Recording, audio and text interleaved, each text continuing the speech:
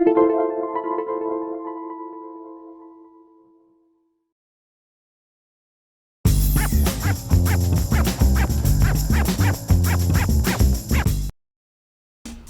to My Long Island TV.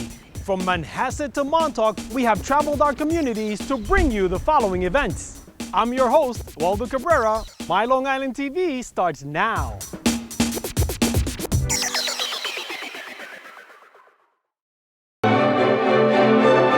We're at the Adelphi University Performing Arts Center for the dress rehearsal with the Adelphi Symphony Orchestra and piano soloist Andreas Klein performing Beethoven's Fourth Piano Concerto. The Fourth Piano Concerto is eloquent, thoughtful, very refined, in parts transcendent, serene, completely otherworldly. Leading the orchestra is conductor Christopher Lyndon-Gee, who has had a love affair with classical music since childhood. I was lucky enough as a young boy to be a chorister in one of the major cathedral choirs. On a regular basis, such a choir participates with major orchestras like the Royal Philharmonic Orchestra, the London Symphony Orchestra. I remember being absolutely deeply excited by the richness of the sounds that this animal could produce, and I wanted to do that.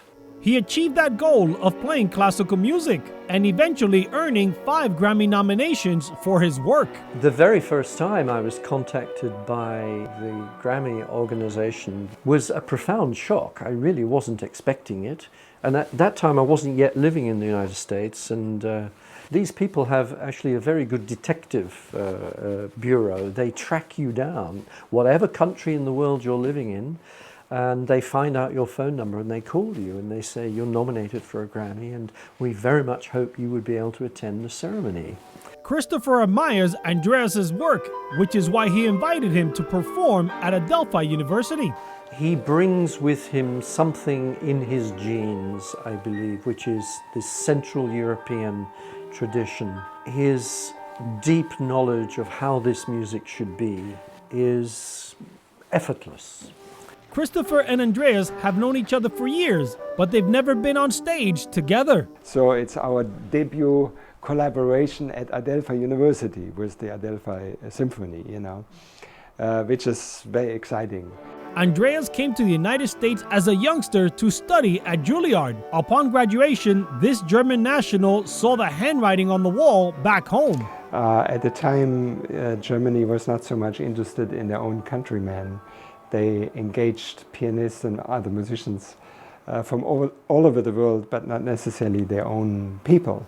He chose to stay in the United States, settling in Houston, Texas. But New York City's cultural and artistic diversity lured him east. He now lives in Huntington. It was a place where I could see myself being with my wife and being in nature, close enough to New York City, but not being in the city. This worldly artist loves classical music because it speaks to all cultures. Well, classical music for me is really the most universal art form that there is. We are trying to convey a story to the audience that is fascinating, that is very beautiful, sometimes very dramatic. Although Beethoven had a flair for the dramatic, this performance is designed to surprise. When you think about Beethoven, you probably think about the Eroica Symphony or the Fifth Symphony or the Ninth Symphony, but there was another side to Beethoven.